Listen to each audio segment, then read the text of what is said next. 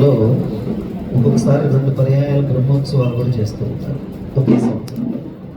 అలానే శరన్నవరాత్రి ఉత్సవాలలో కూడా ఒక తిథి అదనంగా వచ్చినప్పుడు ఏం చేస్తారంటే షష్ఠీ తిథిని కేంద్రంగా తీసుకుంటారు. ఆ రోజు షష్ఠి కాత్యాయని అమ్మవారికి ప్రియమైనటువంటి రోజు. అది ఆధారంగా చేసుకుని మూలా నక్షత్రం ఆధారంగా చేసుకుని రజత కవచాలంకారం ప్రథమంగా ప్రారంభం చేసి తర్వాత వరుసగా బాల గాయత్రి అమ్మవారు, అన్నపూర్ణ అమ్మవారు, తర్వాత లలితాపరా భట్టారిక అమ్మవారు, మహాలక్ష్మి. కొద్దిగా ఏమైందంటే ఈ తిథులు నక్షత్రాలు రెండు కూడా ప్రామాణికంగా తీసుకున్నప్పుడు మొదటి రోజు బాల అయింది, రెండవ రోజు గాయత్రి అయింది, మూడవ రోజు అన్నపూర్ణ అమ్మవారు, నాలుగవ రోజు మనకి రజత కవచాలంకారం అప్పుడు ఏర్పడింది. తర్వాత మహాలక్ష్మి అమ్మవారు వచ్చి మహాలక్ష్మి అమ్మవారి తర్వాత ఇవాళ కాత్యాయని అమ్మవారిని మనం అలంకారం. అయితే మనం ఇక్కడ కాత్యాయని కాకుండా విజయదుర్గ అమ్మవారి అలంకరణే అనుకుని చేస్తాం. అయితే ఈ సందర్భంలో ఒక 3-4 రోజుల క్రితం ఇప్పుడు మేము అనుకుని ఈ వివాహం కానటువంటి కన్యలు ప్రత్యేకించి వారికి ఏదన్నా దీంట్లో ఈ కాత్యాయని అమ్మవారి అలంకరణ రోజు ఏదైనా విశేషంగా ఏదన్నా ఈ వ్రతం చేస్తే బాగుంటుంది. ఇప్పుడుగా వారి క్రితమే అనుకుని మనకు బాగా దగ్గరగా ఉన్నటువంటి చంద్రపట్ల శర్మ గారిని తూర్పుగోదావరి జిల్లా నుంచి ఇక్కడికి వస్తూ ఉంటారు. నిత్యం కార్యక్రమాలకు ఎక్కువ చేస్తూ ఉంటారు. నేను వారిని సంప్రదించడం జరిగింది, ఫోన్ చేస్తే వారు అప్పుడు ఒక మాట అన్నారు. దేవీ పురాణంలో ఒక విశిష్టత ఉంది. కాత్యాయని అమ్మవారిని సహజంగా ఏం చేస్తారంటే 7 లేక 9 మంగళవారాలు ఈ వ్రతం అనేటటువంటిది చాలా విశేషంగా జరగాలి. అది ఇళ్లలో చేసుకుంటారు, లేదంటే ఏదైనా దేవాలయం కేంద్రంగా చేసుకుంటారు. ఆ వ్రతం ఆచరించినప్పుడు ఉదయం నుంచి సాయంత్రం వరకు కఠిన దీక్ష ఉండి ఆ వ్రతాన్ని కొనసాగించి సాయంత్రం వేళ అంతవరకు కూడా ఉపవసించడం, ఇవన్నీ కూడా దాంట్లో కొన్ని నియమాలు చెప్పారు. 2 వస్త్రాలు కూడా ఎర్ర వస్త్రాలే ధరించాలి. అమ్మవారికి ప్రియమైనటువంటివన్నీ కూడా ఎరుపే, పుష్పాలు కూడా ఎరుపే, అట్లా ఉన్నదన్నమాట. ఈ దృష్టిలో ఉంచుకొని మనం ఏం చేసామంటే వారిని అడిగినప్పుడు శరన్నవరాత్రి ఉత్సవాలలో ఏ షరతులు లేకుండా, అంటే ఏ కండిషన్స్ లేకుండా మనం అమ్మవారి యొక్క వ్రతం ఆచరిస్తే దానివల్ల 9 వారాలు కఠినంగా ఆచరించిన ఫలితం వస్తుంది. కాబట్టి మీరు లక్షణంగా చేయించండి అని చెప్పాను. నేను అందుకే వ్రతాన్ని గురించి గ్రూప్లో పెట్టేటప్పుడు ఎక్కడ కూడా నియమాన్ని మెన్షన్ చేయలే. అక్కడ నేను చెప్పలే ఎవరికి కూడా. మీరు చేసేవాళ్ళు చేసుకుంటారు, మామూలుగా వచ్చినా కూడా ఇబ్బంది ఉంటుంది. ఇవాళ ఆ వ్రతాన్ని చాలా చక్కగా నేనేదో ముందు నేను పేర్లు రాలా, ఏదో ఒకళ్ళిద్దరు ఉంటారు కూర్చుంటారు ఏం లేదు అనుకున్నాను. కానీ ఏకంగా 10 మంది వచ్చి కూర్చున్నారు. 10 మంది వ్రతం జరిగింది. తర్వాత 11వ వాళ్ళు అమ్మాయి తరపు నుంచి వాళ్ళ అమ్మగారు వచ్చి కూర్చున్నారు. ఒక ఆయన పాపం ఒక ముగ్గురు పైన ఫోన్లలోనే పాపం మెసేజ్లు పెట్టి రాలేని దూరం నుంచి వచ్చాము. ఒక ఆవిడైతే మా అమ్మకి ఫోన్ చేసి మా పాప ఇప్పుడు హైదరాబాద్లో ఉంది, మీకు ఇవాళ వ్రతం కదా ఎట్లా రావాలని అడిగింది. అవకాశం ఏంటన్నా ఆంజనేయ స్వామి ఏమైనా పర్మిషన్ తీసుకుని ఆయన మీ దగ్గర రమ్మని చెప్పింది. అందుకంటే ఏం చేస్తాము, అవకాశం లేకపోతే పోయింది అని చెప్పాను. నేనేం చేయాలా, 10 గంటలప్పుడు నాకు మెసేజ్ పెట్టి మా పాప ఇప్పుడు రావాలంటే ఎక్కడ రావాలంటే ఏం చెప్పాలి, నేను అదే చెప్పాలి కదా. నేను అందులో హనుమాన్ చాలీసా అయింది కదా. అయితే ఈ అమ్మవారికి ఒక విశిష్టత ఉంది. ఈ అమ్మవారు షష్ఠి రూపంగా మనకి గోచరిస్తూ సింహవాహనం పైన కూర్చొని అమ్మవారు రాక్షసులందరినీ కూడా వధిస్తుంది.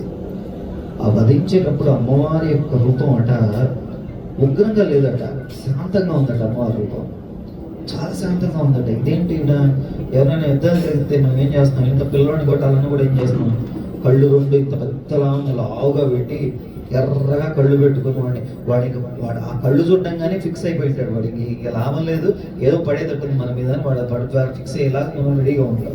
అమ్మవారు అలా లేదట, సింహం మీద కూర్చొని తిప్పుతూ ఉన్నారట. అక్కడ టకటక వెళ్ళిపోతున్నాయి తలకాయలు, ఎక్కడికక్కడికి లేచిపోతున్నాయి.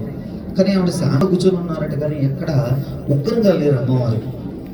తర్వాత అమ్మవారిని ఇంత యుద్ధంలో కూడా శాంత చిత్తంగా ఉండగలిగినటువంటి రూపంగా అమ్మవారి దుర్గా అమ్మవారు అలా ఉన్నారని చెప్పి ఆ కారణం చేత ఈ అమ్మవారికి యుద్ధం తర్వాత ఒక బాధ్యత ఇవ్వాలి. ప్రతి ఒక్కరికి ఒక్కొక్కరికి ఒక్కొక్క బాధ్యత ఇచ్చారు. ఆ బాధ్యతల్లో భాగంగా ఈవిడికి ఏ బాధ్యత అంటే వివాహం కానటువంటి కన్యలకు వివాహం అయ్యి ఏదన్నా ఇబ్బంది కలిగి ఉండి మళ్ళీ వివాహం కోసం ప్రయత్నం చేస్తున్నటువంటి వారికి, ఆలస్యంగా వివాహం అవుతున్న వారికి ఇంతమందిని పెట్టుకున్నారు. పెట్టి వీళ్ళందరూ ఎవరైతే ఉన్నారో వీళ్ళందరికీ ఈ వ్రతాలని కనుక నిర్వహించుకుంటే వెతుక్కుని వాళ్ళే వస్తారట సంబంధం కోసం అని చెప్పారు. అట్లా అని చెప్పి మీరు వాళ్ళు వస్తారులేని కాదు, మీ ప్రయత్నం మీ పెద్దవాళ్ళని చేయమని చెప్పండి. ఆయన స్వామి చెప్పాడు మాకు ఈ మాట, నువ్వేం ట్రై చేయక వాడే వస్తాడని అన్నావు అనుకుంటా మళ్ళీ తలనొప్పులు వస్తాయంట. అందుకని అలా నాకు ఒక నమ్మకం ఉంది, ఇక్కడ మంత్రోపదేశం తీసుకున్న వాళ్ళు, ఇక్కడ పూజలకు హాజరయ్యే వాళ్ళంతా మొగుళ్ళని కంట్రోల్లో పెట్టుకుంటారు, ఇబ్బంది ఏం లేదు, ఖచ్చితంగా పెట్టుకుంటారు, దాంట్లో ఏమో అన్నమాట.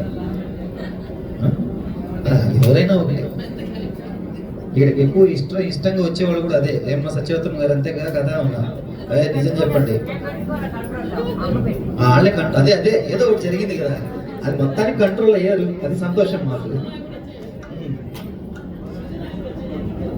నేను చెప్పేది అదే, అంటే నాటి వ్రతాన్ని ఇలా ఆచరింపజేస్తూ ఈ అమ్మవారు చాలా శాంతమూర్తి. ఈరోజు మిగతా రోజులు ఎలా ఉన్నా సరే ఈరోజు మాత్రం వ్రతం ఆచరించుకున్న వాళ్ళు కొంచెం ఉత్సాహంగా ఉండాలి, నవ్వుతూ ఉండాలి, సంతోషంగా ఉండాలి. కొంతమంది ఎందుకు వస్తారో అర్థం కాదు నాకు, లోపలికి రావడం కానీ వాళ్ళ మొహాలు చూస్తే అంటే ఇక్కడ ఎవరు లేరు, ఇక్కడ మంచి బయటలు. నేను మామూలుగా అప్పుడప్పుడు వచ్చేవాళ్ళ సంగతి చెప్తుంటాను. ఒక పేడి మొహం అంటారు, వేప చెట్టుకి మాడ ఎట్లా ఉంటుందో మావాను అలా పెట్టుకొని వస్తారు మొహం, ఈ సీరియస్గా ఎందుకు పెట్టుకొని వస్తారో అర్థం కాదు. పోనీ అక్కడి నుంచి ఏమన్నా వ్రతం దేవుణ్ణి చూసుకున్నట్టు కొత్త ఏమన్నా కొద్దిగా నవ్వుతారు ఏమన్నట్టు చూస్తుంటే వాళ్ళ మొహం అసలు ఎందుకు వస్తారో ఎందుకు పోతారో కూడా అర్థం కాదు. వాళ్ళు మళ్ళీ పైకొచ్చు నాకు ఇక్కడ అన్నీ అంత అయిపోయిన తర్వాత జాతకం తీసుకొచ్చి అక్కడ చేతిలో పెడతారు, పెట్టి మా ఆయన నా మాట వింటలే, అది కూడా నా మీద నన్ను కంట్రోల్ చేయడం వాళ్ళు, మా ఆయన నా మాట వింటలే, మంచిదమ్మా అసలు నీ మొహం చూస్తే ఎవడు మీ ఆయన ఖచ్చితంగా వినుండాలా, నువ్వు మీ ఆయన మాట వినుండవు, నువ్వు రివర్సల్ అంటున్నావు నాతో అని చెప్పావు ఒకరోజు. అంటే సహజంగా ఆ ముఖ వర్చస్సులు తెలుస్తాయి, ఏం చేయలేము దానికి మనం. ఎంత విశేషంగా ఈ అమ్మవారి యొక్క ఆరాధన ఉంటుంది. మనం ప్రతిరోజు నిర్వర్తించుకునేటటువంటి ఉదయం నుంచి ప్రారంభమవుతున్నటువంటి కార్యక్రమాలలో యథాతథంగా ఇవాళ కూడా మనం ఏం చేసాము, చక్కగా ఉదయాన్నే నిత్య కార్యక్రమాలు ఏవైతే ఉన్నాయో, నిత్య పూజ జరిగింది, నిత్య రుద్రాభిషేకం అయింది, నిత్య శ్రీచక్ర పూజ జరిగింది, నిత్య హోమం పూర్తయింది. నిత్య హోమానంతరం చక్కగా వేద స్వస్థ వాళ్ళంతా కూడా వేదపారాయణ చేశారు, మన వాళ్ళంతా వచ్చారు, లలిత రహస్య శాస్త్రక పారాయణ అంతా చక్కగా చేశారు. మన గురువు సార్ గారు వచ్చారు, సార్ వచ్చి నేరుగా ఇక్కడ చక్కగా దేవి భాగవత పారాయణ చాలా బ్రహ్మాండంగా జరిగింది. దేవి భాగవతం పూర్తి అయిపోయిన తర్వాత విశేషంగా మనకి కాత్యాయ అమ్మ విష్ణువు కూడా చేస్తున్నారా మీరు.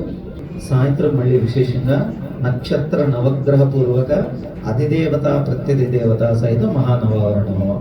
ఎందుకంటే ఈ అమ్మవారి మహానవావరణ హోమం జరగడం ఒక ఎత్తు, అది ఎక్కడైనా ఎవరైనా కూడా 9 చక్రాలకి చేసేటటువంటి పూజ విశిష్టత ఉంటుంది. కానీ వెదురుపాక విజయదుర్గ పీఠాధిపతుల వారి యొక్క అనుగ్రహంతో ఆ పీఠంలో మళ్ళీ ఇక్కడ గూడూరులో మాత్రం, అలాగే సిద్ధిపీఠ అనేటటువంటిది హైదరాబాద్లో గురువుగారు ఇంకొక ఉపపీఠం ఉంది. ఈ పీఠాల 3 మాత్రమే ఈ నవావరణ హోమంలో గ్రహాలకు అధిదేవతల్ని ప్రారంభంలో ప్రతి నక్షత్రం 27 నక్షత్రాలని ఇక్కడ హోమాలను చేయడం జరుగుతుంది. 27 నక్షత్రాలు కారణం, ఎవరికి ఏ నక్షత్రానికి సంబంధించినటువంటి ఎటువంటి ఇబ్బందికరమైన పరిస్థితులు ఉన్నా సరిగాక, అలాగే ఏ గ్రహ ప్రభావం వారిపైన ప్రభావితమై వారికి ఆటంకాలు కలుగుతున్నా కాక, ఈ గ్రహాలని నక్షత్రాలని పూర్తిగా అధీనంలో ఉంచుకున్నటువంటి అమ్మవారి యొక్క ఆరాధన చేయటం వల్ల ఆ గ్రహాలు కానీ నక్షత్రాలు కానీ మనకు తారాబలం మనం చెక్ చేసుకున్నప్పుడు ఆ తారాబలంలో చూస్తే సరిపోల్చినప్పుడు అన్నీ కూడా మనకు సంపత్తారలాగా చక్కగా అన్ని శుభాలు జరిగేలాగా, గ్రహాలు ఏవి కూడా ఒకటి నీచంలో ఉంది, ఒకటి అక్కడ ఉంది, ఏమీ అన్నీ ఒకే చోట అనుకూలంగా ఉండేలాగా అమ్మవారి యొక్క అనుగ్రహం మన పైన వర్షింప చేయడానికి జరిగేటటువంటి యాగమే ఈ నవావరణ హోమం జరుగుతూ ఉంది. ఇది గురువు గారి ఆజ్ఞగా చేస్తూ ఉన్నాం. ఈరోజు మీకు ఒక రహస్యం చెప్పాలి. మనం అనుకోకుండా జరిగింది. పోయిన శ్రావణంలో మీకు బాగా గుర్తుందో లేదో, శ్రావణ మాసంలో అమావాస్య రోజు సరిగ్గా మనం 700వ యాగాన్ని చేసాం. సిఆర్ రెడ్డి గారి కళ్యాణ మండపంలో చేశాం. శ్రావణం అయిపోయిన తర్వాత భాద్రపదం, ఆశ్వయుజం, కార్తీక మాసం, మార్గశీర్ష మాసం, పుష్యమాసం, 5 మాసాలు లెక్క పెడుతున్నారు ఎవరైనా? 5. మాఘమాసం, ఫాల్గుణ మాసం, చైత్రమాసం, వైశాఖం, జ్యేష్టం, ఆషాఢం, శ్రావణం, భాద్రపదం. ఏమా 13 రోజుల 26. వారాహి అమ్మ నవరాత్రులు 9. మాతంగి అమ్మవారి యొక్క రాజశ్యామల మాతంగి అమ్మవారి నవరాత్రులు 18. 26 44. ఈ వాటికి ఎన్నో రోజు? 751వ యాగం జరిగింది ఇవాళ. మీరు ఎవరు గమనించుకోవాలా, నేను మర్చిపోయే విషయం. నిన్నటికి 750 యాగాలు పూర్తయ్యాయి మనకి బయట క్షేత్రాల్లో కానీ ఇక్కడ కానీ. రోజు నిత్య హోమం ఉదయం జరిగేది కాకుండా ఈ నక్షత్ర నవగ్రహ హోమాలు ఏవైతే ఉన్నాయో 751 యాగాలు పూర్తి చేసుకున్నాం. నిన్న కానీ నాకు కానీ తెలుసుంటే ఇంకోలా చేసి ఉంటాం. అది పర్వాలేదులే, అమ్మవారి అనుగ్రహం ఎందుకు కొంచెం నిదానంగా చెప్పించారంటే ప్రశాంతంగా అది కూడా మంచిగా జరిగిందని అనుకున్నాం. కాబట్టి రాబోయే ఎన్ని ఉన్నాయి?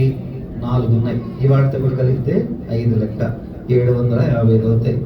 నిదానంగా 775వ యాగాన్ని మనం మళ్ళీ మార్చి మాసంలో అదే కళ్యాణ మండపం కానీ ఇంకెక్కడైనా ఒక వేదిక అమ్మవారి ఎక్కడ కల్పిస్తే అక్కడ ఆ అమ్మవారి వేదికను అనుసరించి మళ్ళీ విశేషంగా 775వ యాగం కానీ లేదు అమ్మ అనుగ్రహంతో 800వ యాగం కానీ మళ్ళీ తొందరలోనే మళ్ళీ మనం విశేషంగా మొదలు పెడతాం.